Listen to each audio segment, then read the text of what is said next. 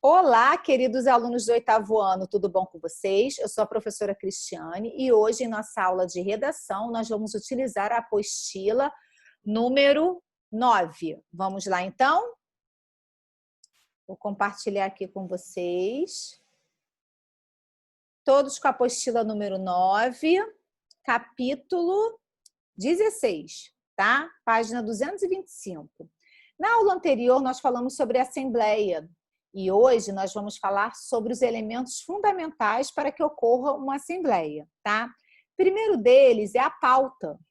Antes mesmo de uma assembleia ter início, é necessário listar aquilo que será discutido nela. Senão as pessoas vão se perder, né, nos assuntos. Tem que ter uma lista do que vai ser tratado naquela assembleia. Em geral, os tópicos do debate são compostos por conflitos que precisam ser resolvidos por todos. Em se tratando de assembleia escolar, podem fazer parte da pauta questões como muita conversa atrapalhando os estudos, pouca colaboração entre os colegas, falta de cuidado com o patrimônio material da escola e etc. Né? Cabe, né, o grupo que está organizando a assembleia colocar os tópicos, né? Colocarem os tópicos, né? As pessoas vão colocar os tópicos para serem debatidos. A elaboração da pauta é feita de forma coletiva, ou seja, todos que participarão da Assembleia têm direito de opinar sobre o que será discutido. Todavia, é importante que a lista de tópicos não se estenda demais, senão o tempo vai ficar muito longo dessa Assembleia, vai ficar super cansativo e às vezes nem vai conseguir atender a todos os pontos, né? Do contrário, não haverá tempo hábil para discutir cada um deles, ressaltando-se, porém, quanto a esse ponto, que o ideal é que as assembleias escolares ocorram com certa frequência, semanalmente, por exemplo. Desse modo, entende-se o fato de um tópico não ser contemplado em determinada reunião, pois haverá oportunidades para isso. Então, havendo, né, mais do que uma assembleia no decorrer do mês, vocês podem dividir, né, esses tópicos durante essas assembleias, para também não ficar muita coisa para uma assembleia só. Outro elemento fundamental é o mediador.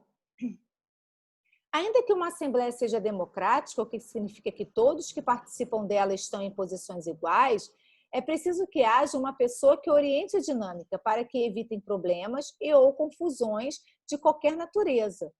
Essa pessoa, então, cumprirá a função de mediador, ou seja, organizar as falas dos participantes e garantir que todos que quiserem possam falar sem ter sua vez interrompida.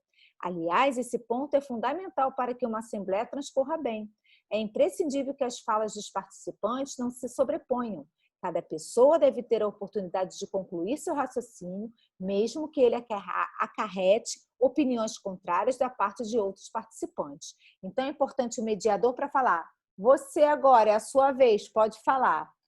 O outro, se quiser falar, tem que esperar o mediador dar a voz de comando. Agora você pode falar, tem que esperar um terminar a ideia para depois o outro entrar e continuar. Solicitar aos participantes da Assembleia que se inscrevam para ter direito à fala é uma forma de garantir a organização.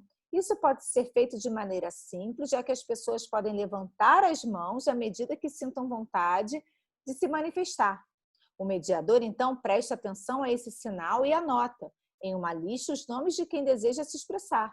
Por isso, aqui se destaca mais um aspecto importante de uma assembleia. É interessante que todos se disponham em formato de círculo ou semicírculo.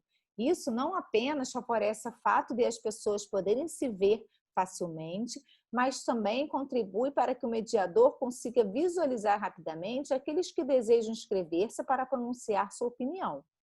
Viram? Não é difícil, é fácil fazer uma assembleia. Precisa ter uma organização. E a ata? A ata também é um elemento fundamental para uma assembleia. É um documento que marca o encerramento de uma assembleia. Nele ficam anotadas as decisões que foram tomadas durante a reunião. Vale enfatizar que cada tópico presente na pauta é discutido na Assembleia com o objetivo de que, coletivamente, aponte-se para soluções que devem ser registradas na ata.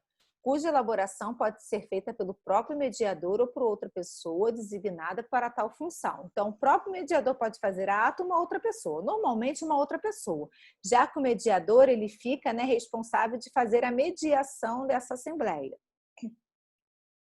Quando a ata estiver concluída, todos que participaram da assembleia devem assiná-la, a fim de registrar a concordância em relação ao que foi decidido. Tal documento, depois de assinado, atesta que as decisões foram de fato tomadas coletivamente e, além disso, possibilita que pessoas interessadas no resultado da Assembleia, apesar de não terem participado por algum motivo da reunião, consigam acessar o que foi decidido. Nesse sentido, suponho que seja feita uma assembleia de classe e que um aluno, por motivos pessoais, tenha faltado no dia. Mesmo ausente, por questões democráticas, ele deverá acatar o que foi determinado pela maioria e, para isso, precisará saber quais foram as decisões tomadas. Então, a ata é importante para que alguém falte, né, possa ler e ver o que foi resolvido, já que ele não pôde nem dar a opinião dele, tá bom?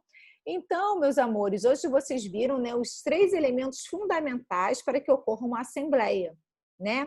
Como a pauta, o mediador e a ata, tá? Agora vocês já estão prontos para preparar uma assembleia, tá legal? Beijinho, 8º ano, e até a nossa próxima aula.